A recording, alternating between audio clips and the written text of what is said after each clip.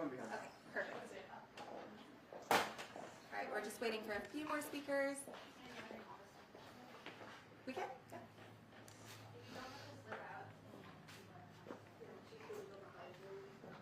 Good morning, y'all. Good morning.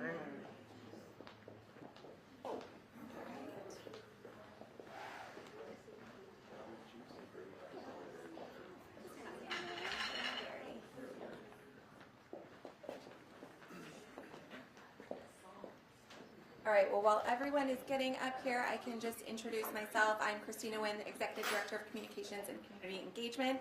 Thank you, everyone who's watching online and to our media here. We're here to talk about the 2023 state accountability results. And so we'll have 4 speakers. We'll start off with our Superintendent, Matthias Segura, followed by our Board President, Lynn Boswell, the ACPTA President, Lori Solis, and then finally, remarks from our Rodriguez Elementary School Principal, Monica Mills. And so after everyone gives their remarks, we will follow up with some questions. So if everyone is ready, I will kick it off with Superintendent Segura. All right. Well, thank you all for being here this morning. Before we get into the details of the 2022-2023 accountability release, I want to take a moment to recognize that here in Austin ISD, we have incredible schools doing incredible things. Our staff work very, very hard to meet the needs of our students. Our parents and community support this district. Most recently that was shown in strong support from the Proposition A back in November. Our local elected officials are advocating for the resources we need to deliver better services as well. And every single day I'm amazed at the remarkable progress our students are making and all that they are accomplishing. Now let's discuss how we got here. The scores we're talking about are from 22-23 school year, so about 2 years ago. This is also the first time since 2019 that district-wide scores have been released. These scores have gone through the courts and lawsuits tied to TA shifting the goalposts and significantly changing the STAR test. Like other districts across the state, we've seen some drastic swings in grades with this recent release. Overall, Austin ISD went from a B district in 2019 to a C district in 2023. We have 30 schools identified as failing, 16 of which went from a B in 2022 to an F in 2023. And the one thing to keep in mind is that these are the same students and the same teachers from one year to the next. And while there are some glimmers of success according to the state system, there's more we can do to move student success. And what I can say is that every single day, Austin ISD educators are working hard to meet the needs of every single student. We know we have to do better, and we know we need to step up to meet the increasing demands, even in an imperfect system that will not capture the brilliance of all children as they go through their educational journey. We will evolve ourselves to meet the needs of our students and the demands of the system. Now here's the good news. We've already gotten started. Since 2023, we've introduced historic raises for educators, stabilizing our campuses after significant turnover and learning loss during the pandemic. In 23-24, we implemented multi-tiered systems of support, ensuring our students get high-quality instruction and have the support staff needed for additional support. And in 24-25, we invested in instructional coaches to build capacity with our newest educators and content interventionists to bolster student learning. Moving a system as large as Austin ISD doesn't happen overnight. That's why we got started 2 years ago. However, I'm proud to have a passionate team and our Austin community behind us as we evolve our school system into a strong, agile organization that continues growing leaders here in Central Texas. I'd like now to introduce Austin ISD Board President, Lynn Boswell. Thank you, Superintendent Segura. Thank you for everyone being here today. As you've seen, and as the superintendent just explained, these accountability results show a drastic change from ratings under the previous accountability system. And it's not just Austin. The new test and the new measure have led to a 233% increase statewide in schools rated with an F. Take a moment to let that sink in. 233% increase in schools statewide rated as an F. This is not just happening in Austin ISD. This is a systemic reshaping of the yardstick that's used to measure our state's public schools.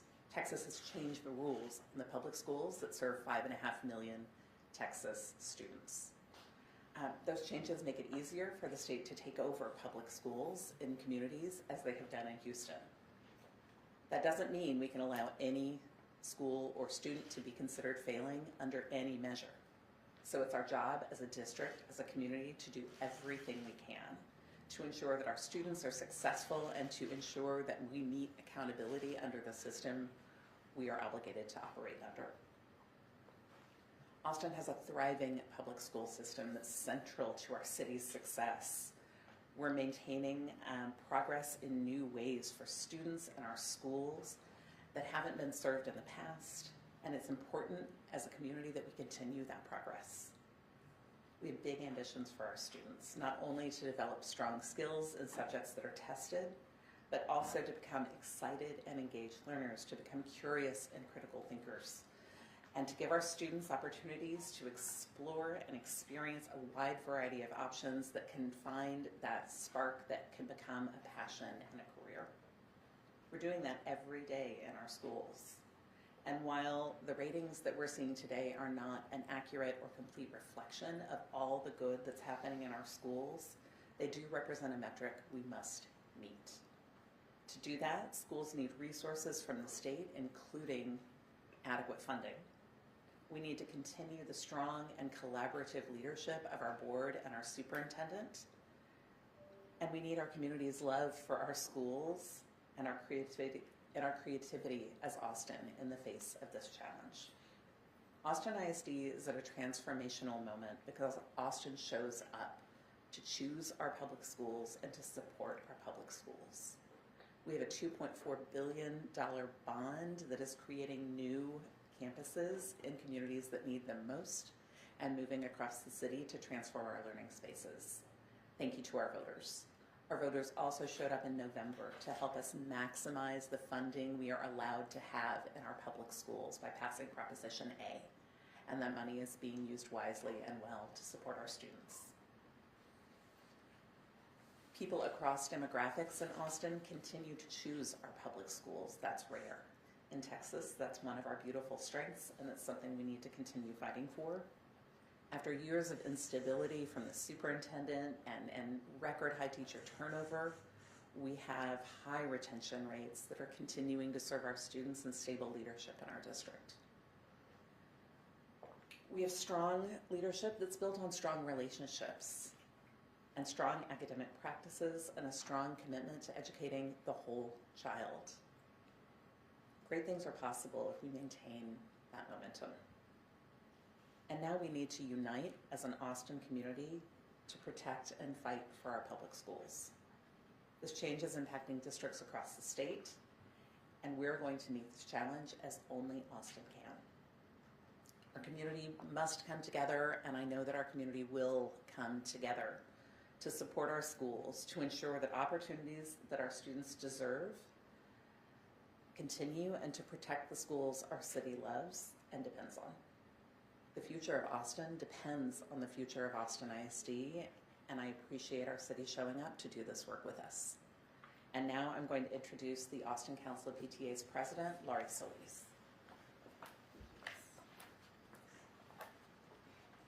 My name is Laurie Solis, and I'm the president of Austin Council of PTAs.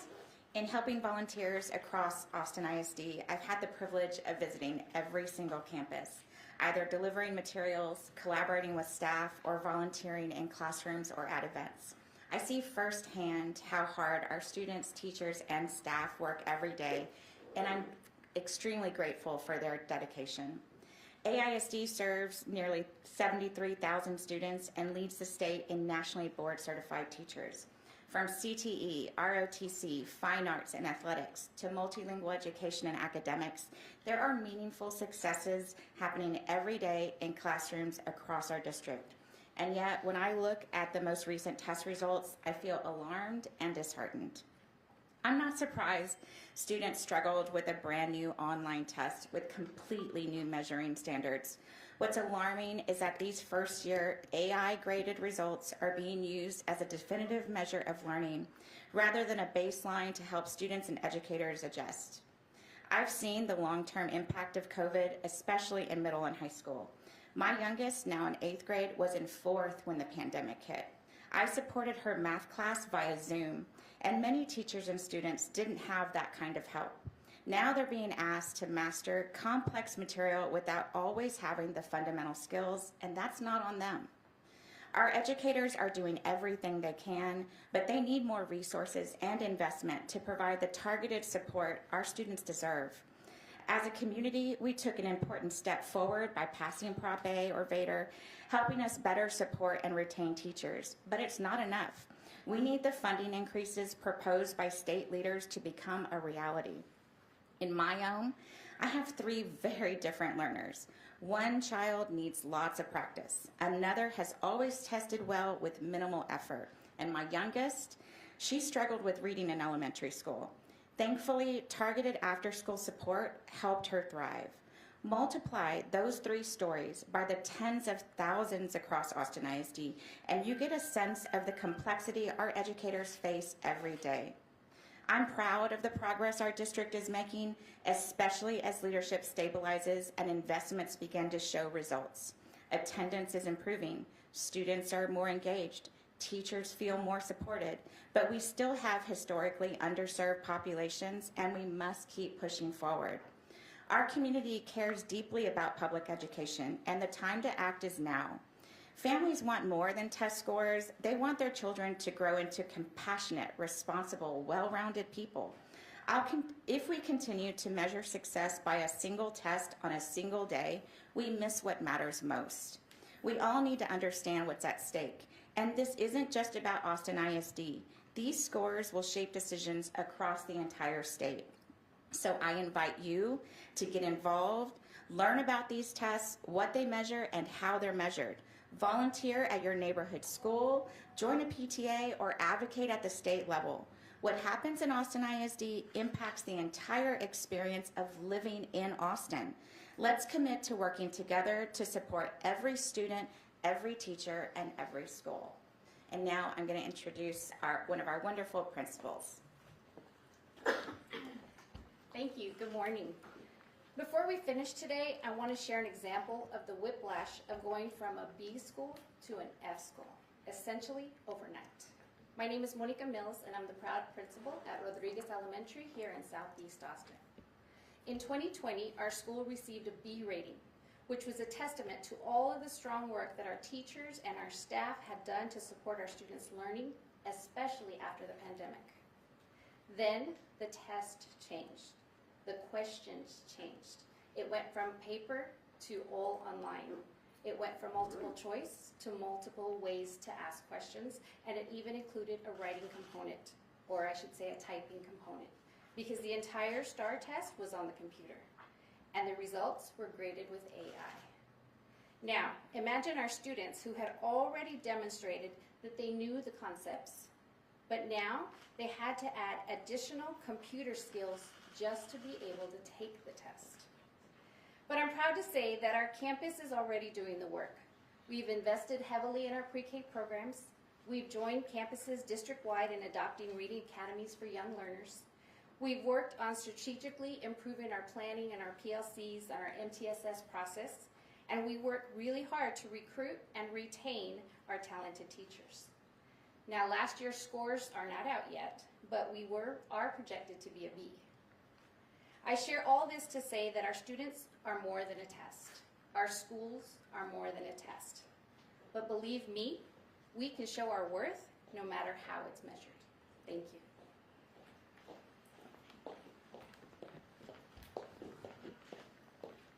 Thank you to all of our speakers. We'll now open it up to any questions.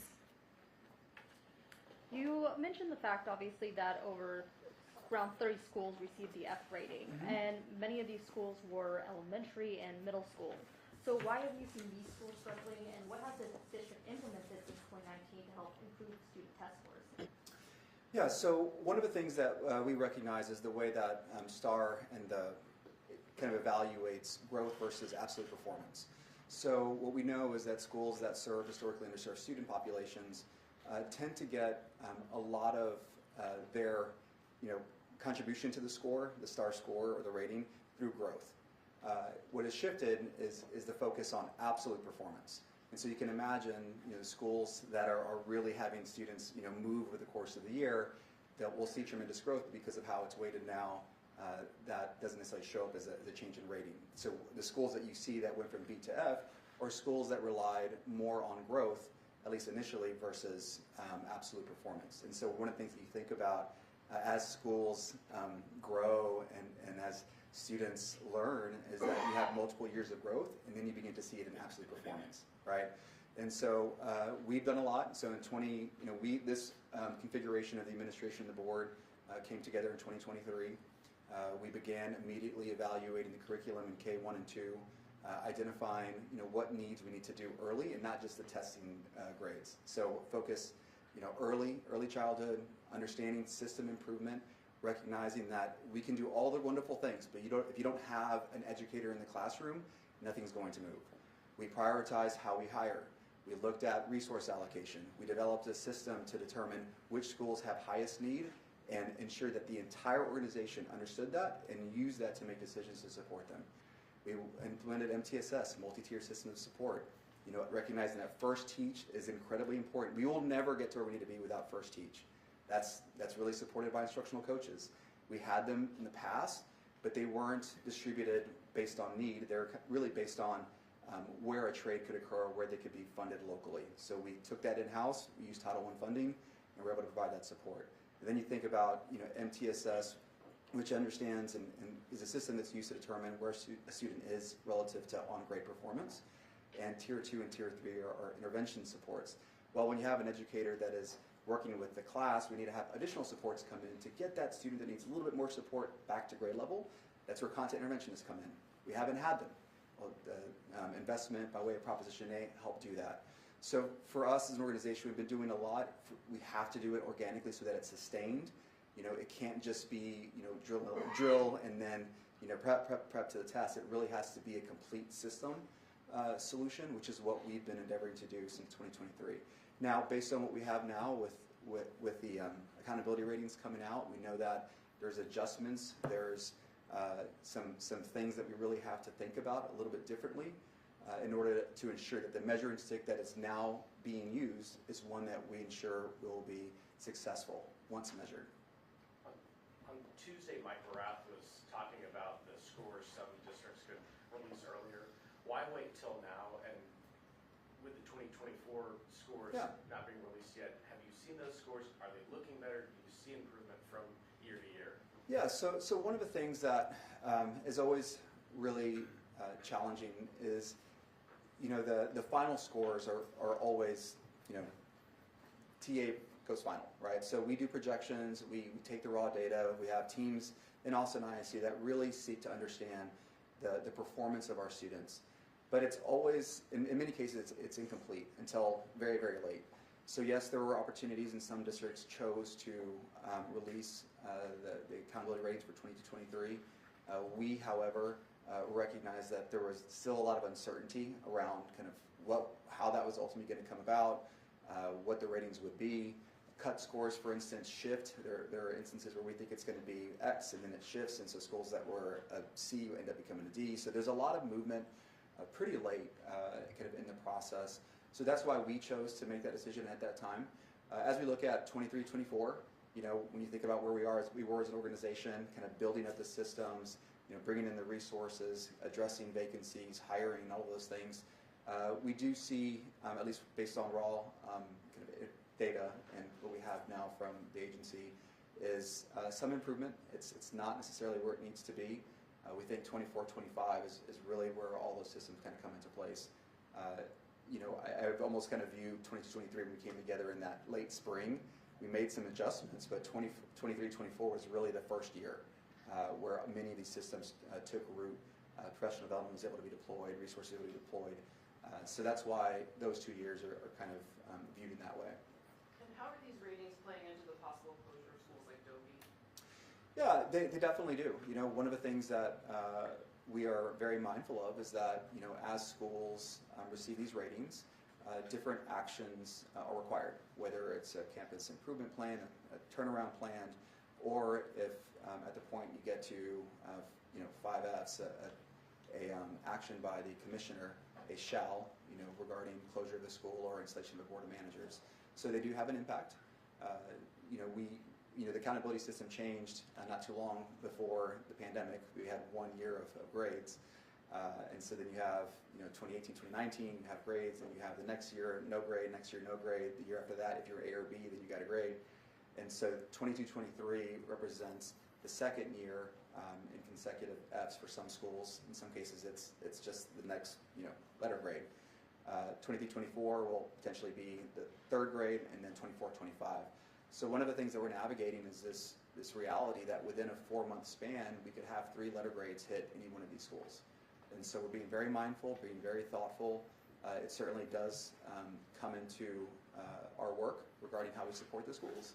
Because one thing we know is that we have the ability to move the system. The timing and cadence of it adjusts. As maybe I alluded to before, when we came together and as the board developed their scorecard, the administration was set on building comprehensive initiatives that move all systems organically. Does it in a way that can be sustained. We were very thoughtful and deliberate with how we built those. But what we know now is that some of that work has to shift up, maybe take a different timeline.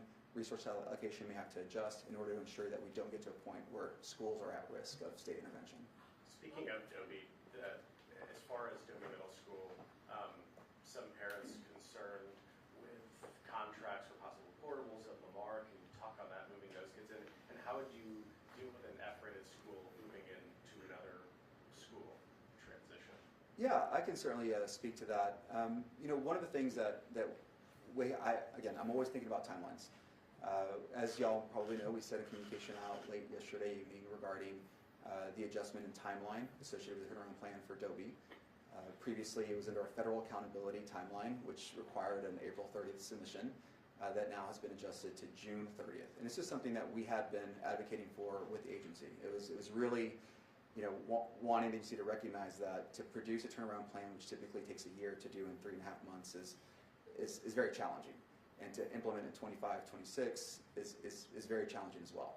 So that is the timeline that we're on. There'll be some adjustments. We'll talk about that more tonight. Regarding the contracts, for us, we need to have the flexibility to deploy resources if necessary. We do not have to use the contracts, right? They are merely a mechanism for us to exercise the right to do something. So there are many instances when we have contracts go before the board that are there mainly to be accessed, because if we get too far down the road and we don't have the ability to make adjustments or improve the facility or install portables or modular spaces, then we won't be able to meet the 25-26 obligation. So it is really a function of process and the ability to access if needed.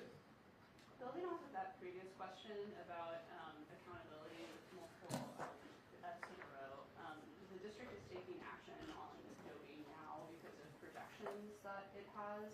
How is the district using this information that it has at this point to ensure it doesn't get into a difficult position with another school, which now we have these ratings for the 23 school year? You want to go first? Yeah, I think the more aggressive the accountability system becomes, and Texas with this new measure has one of the most aggressive accountability systems in the whole country, the more aggressive our responses have to be.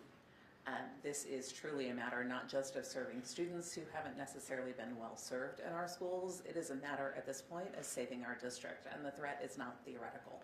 We have seen what the state did in Houston, and we cannot let that happen in our district at the same time, in our community, at the same time as we're making sure that we are serving all of our students. And the board and the administration have been talking a great deal.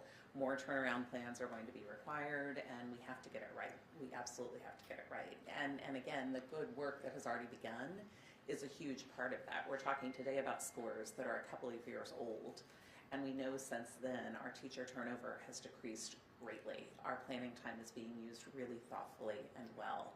We're not addressing third grade scores just in third grade. We are expanding our pre-K, and we're going to be doing that in conjunction with the county with new funding to expand high-quality early childhood care. We know that the scores our kids get, our students receive in third grade, in middle school, when they graduate from high school, are rooted in their very earliest experiences. And so we're working to strengthen our systems all the way up.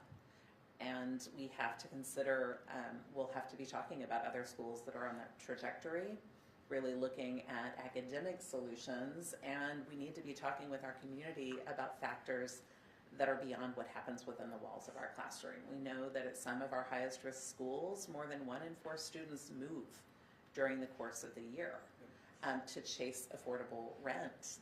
We know our city is expensive, and we know that when kids move during the school year, that impacts not just the student who moves, it also impacts all the students who remain in the class, because when people come and go, that disrupts learning, it slows things down, that's a challenge.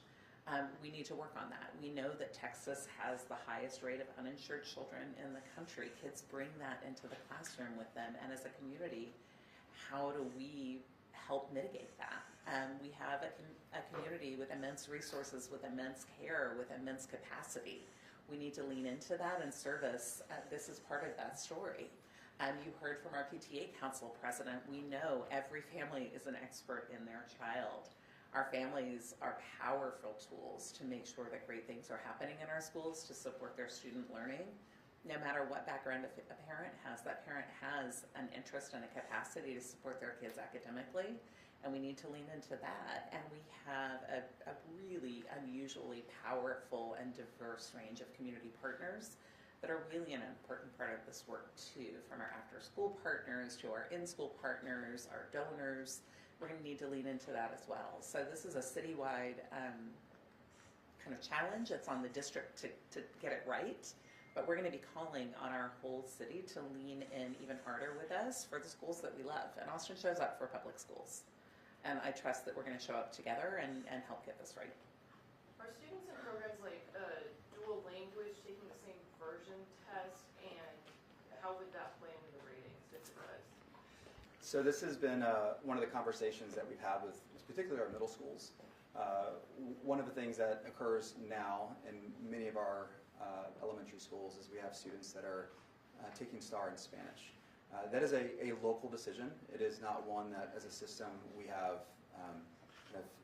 directed, but we know that there are models that really reinforce the need to do everything in Spanish, and we believe in those models. The challenge that has come is when the system that you're operating in doesn't necessarily lend itself to that type of instruction, it becomes challenging. And the example that I'd love to share is we have many students who take the STAR test in Spanish and will get meets. And they'll go to 6th grade and they can only take it in English.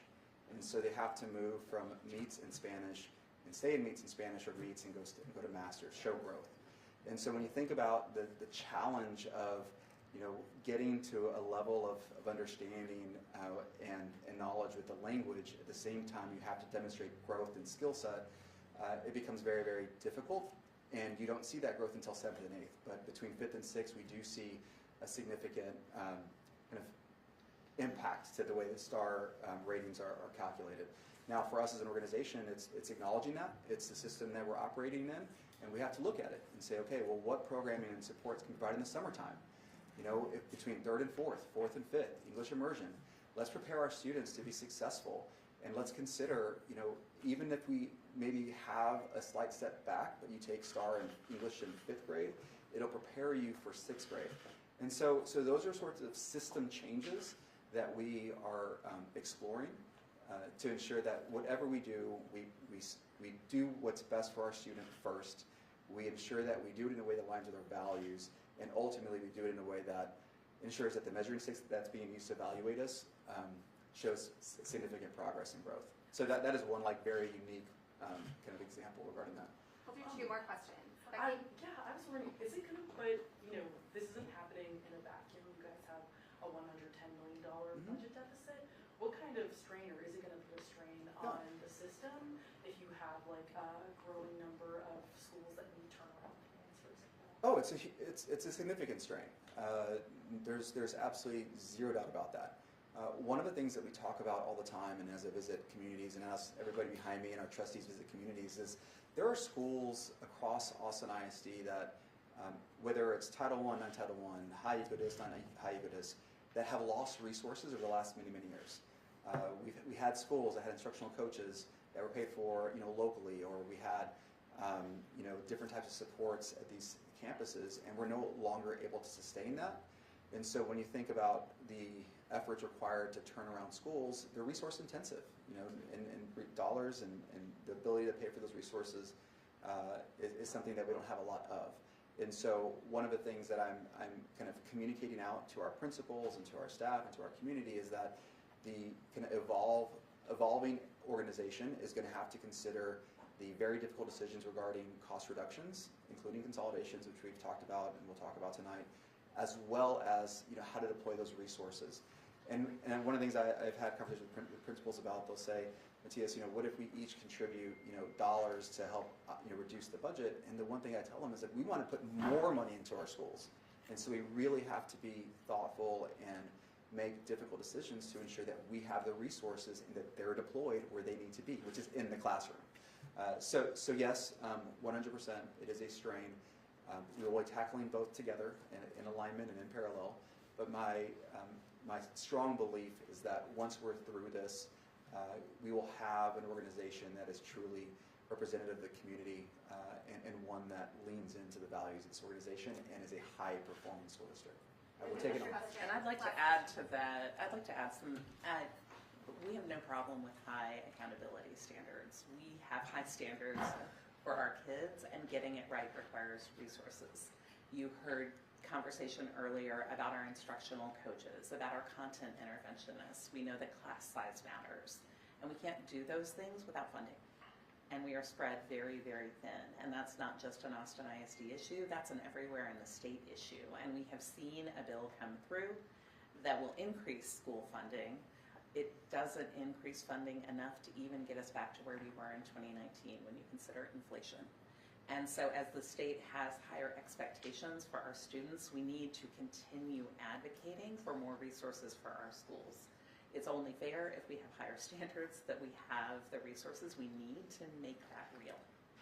I know the district has discussed consolidating schools in light of its $110 million budget shortfall. How might the new release of these rough ratings impact the district's decisions when it comes to future school consolidations? We are going to work and address the improvement work of the organization, give the ever-evolving work that we're doing to ensure that we have high expectations. We're doing it systematically. So for us, all data is data that will be used. We're going to have a meeting with the trustees in early May to understand the priorities around consolidation, and we will take that with all the various data sets that we have to develop tools and rubrics. We'll do the work. The one thing I'm wanting to make sure comes across is that we will agree to a process before we agree to any data set being used. It's really important that as a community we recognize this is what we believe is an appropriate process, an equitable process, one that leans into who we are. We do the work, and then the outcome of that will be the consolidation plan. So it'll be part of it, but it won't be a focus. In a time Thank when you, there's guys. so many Thank options you. for schools, why public school? Why Sorry, Austin thanks ISD? guys. Thank you. Thank you. Thank you all.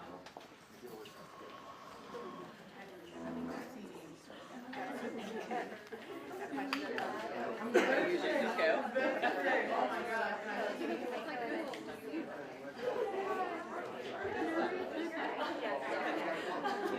Transparent, that's part of why we chose that.